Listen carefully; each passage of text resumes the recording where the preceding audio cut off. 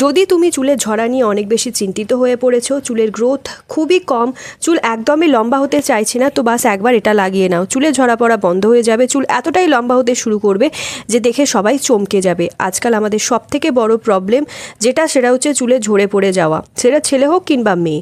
আর এত বেশি hair fall আমাদের হতে শুরু করে দেয়, চুল পাতলা পুঁছের মতো হয়ে যায়। এরকম অবস্থায় আমাদের কনফিডেন্স লেভেলও লো হয়ে যায়। আর আমরা চুল লম্বা করার জন্য কিংবা নতুন চুল গজানোর জন্য উল্টোপাল্টা প্রোডাক্টের চক্করে চলে আসি।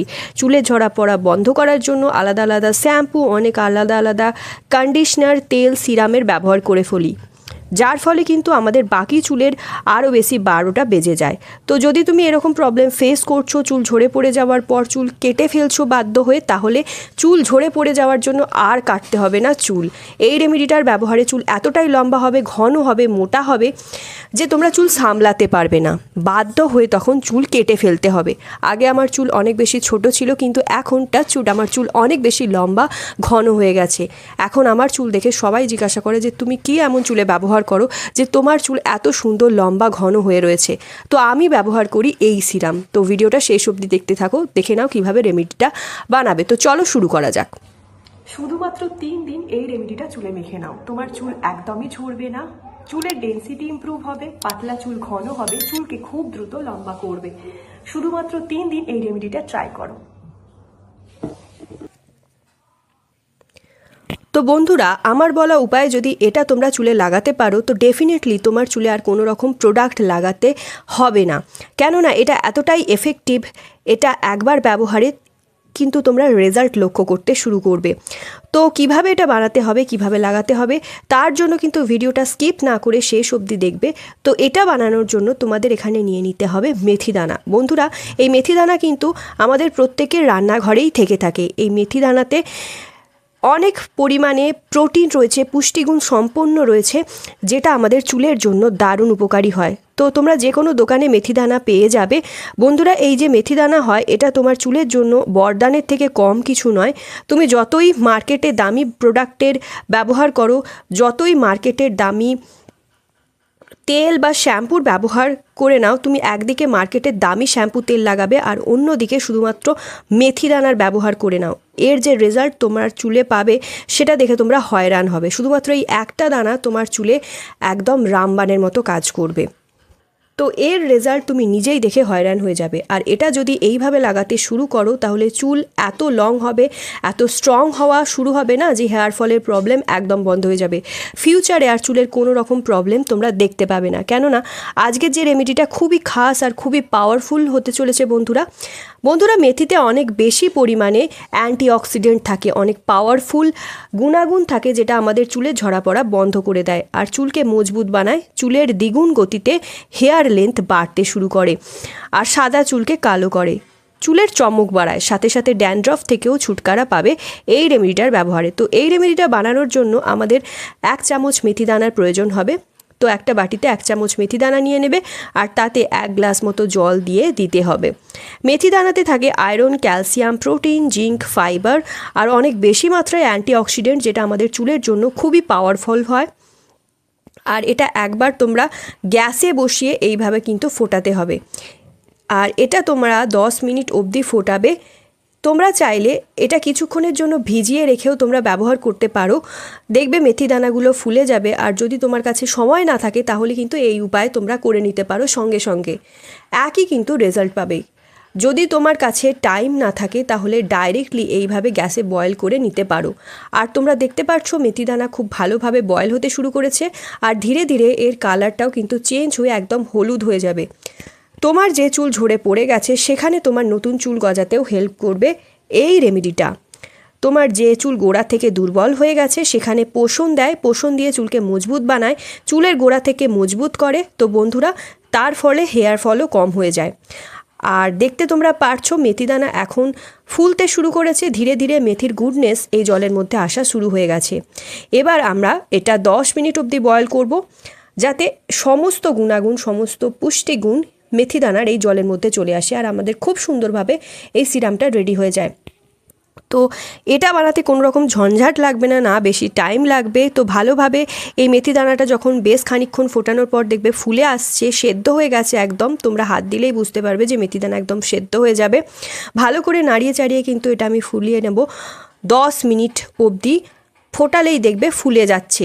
আর গ্যাসের ফ্লেমটা 10 মিনিট পর অফ করে দিতে হবে। এবার এটাকে আমরা ঠান্ডা করে ছেঁকে নেব। যদি একবার তোমরা সময় করে এই রেমেডিটা বানিয়ে নিতে পারো, এটা চুলের লেন্থ এত দ্রুত বুস্ট করবে, চুলের কালো ভাব নিয়ে আসবে এবং চুলকে চমকদার বানিয়ে দেবে। এটা এতটাই বেশি ফায়দা দেয়। এই টোনারটা তোমরা ইউজ করো ব্যাস। আর এটা তোমাদের জানতে হবে যে এটা কিভাবে ইউজ করবে, সেটা জানার জন্য ভিডিওটা মন দিয়ে দেখো। তো কিভাবে ইউজ করবে সেটা কিন্তু সবথেকে বেশি ইম্পর্টেন্ট। তো এটা তো বানাতে কোনো রকম ঝঞ্ঝাট নেই, কোনো সময় লাগেই না। সবথেকে মেন যেটা সেটা হচ্ছে কিভাবে লাগাবে। তো এরপর এটা আমি ছাঁকনির মাধ্যমে ছেঁকে নেব আর এর সাথে মিশিয়ে দেব নারকেল তেল। তোমরা এখানে সর্ষের তেল বা অন্য যে কোনো তেল ইউজ করতে পারো, কিন্তু মার্কেটের কোনো রকম মিক্সিং অয়েল এর মধ্যে ইউজ করবে না।